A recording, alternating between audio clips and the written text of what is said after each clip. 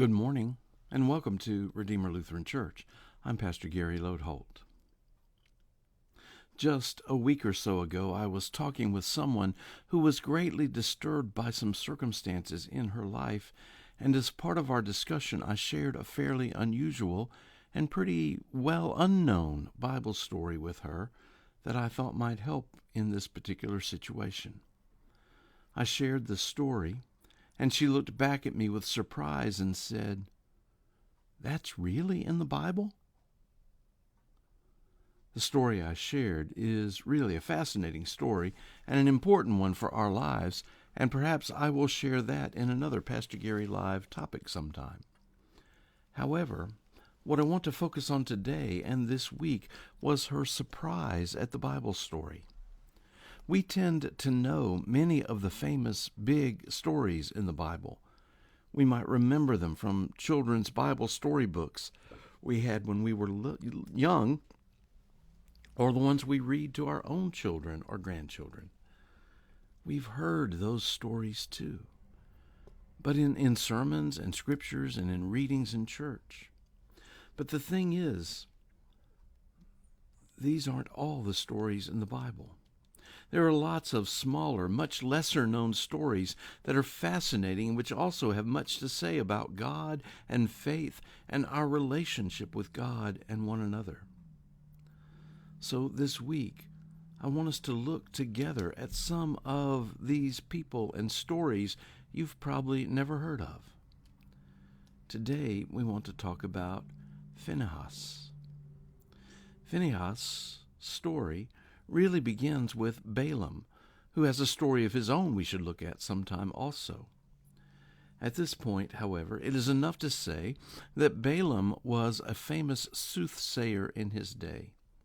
He was known for being in touch with the spiritual world in ways that others were not.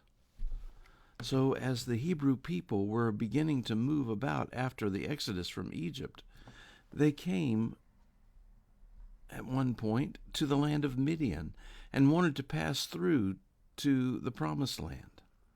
The Midianite king was afraid to allow them into his lands, and so he called on Balaam to curse the Israelites.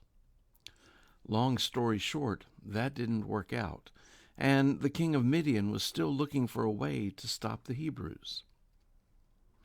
Well, as I have indicated, Balaam was a wise man, and he knew that God had commanded his people to remain pure and have sexual relations only within their own people.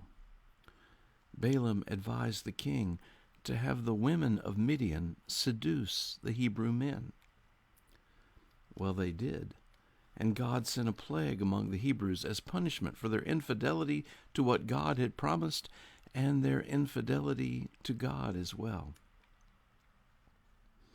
Well, that was going on when Phinehas first appears. He seems to be the grandson of Aaron, and he happened to be standing there one day when he sees a man named Zimri, one of the leaders of the tribe of Simeon, take a Midianite priestess into his tent for one of those illicit relationships. You'll find this story in Numbers 25. Phinehas is filled with zeal for God, and he recognized how Zimri was flaunting and ignoring the command of God, and so he took a spear, entered the tent, and ran both of them through, killing them. Immediately the plague ended.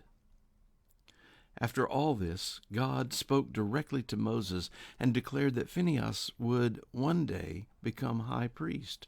And sure enough, eventually he did, serving in that role for 19 years. That's not the last we hear of Phinehas either.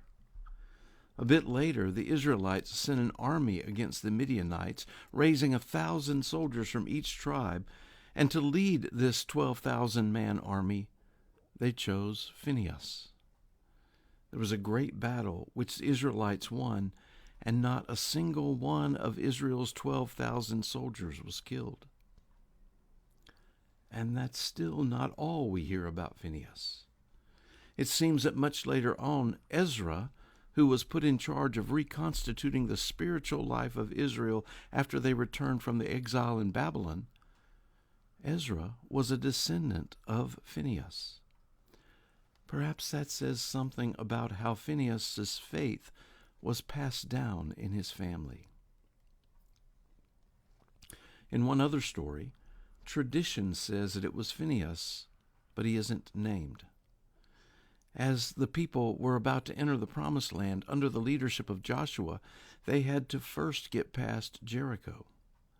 Joshua saw the value of sending spies to check out the strength and the morale of the people of the city, and he chose 2 men to serve as spies, and they went to an inn in Jericho where they could check things out.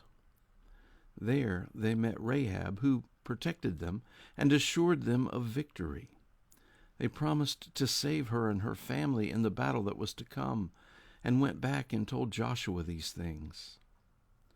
The Bible names one of these spies as Salmon, a prince of the tribe of Judah. Jewish tradition says that the other of those spies was Phinehas. My guess is that most of us have never heard of Phinehas before, but what a profound legacy of faith he leaves for us.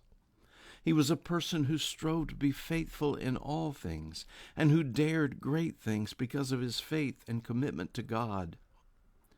He was also a person who seems to have passed down that faith in his family for generations.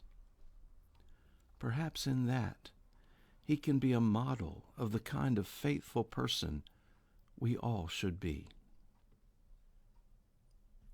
Thanks for watching, and remember to let this day belong to God.